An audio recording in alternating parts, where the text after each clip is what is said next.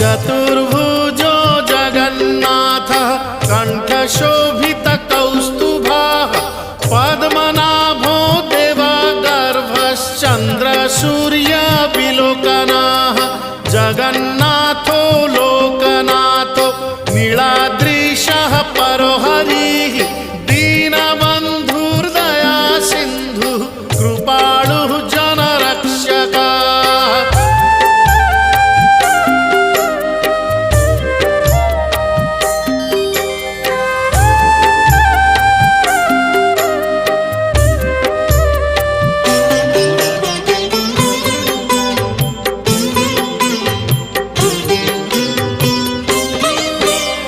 कम्बुपाणिः चक्रपाणिः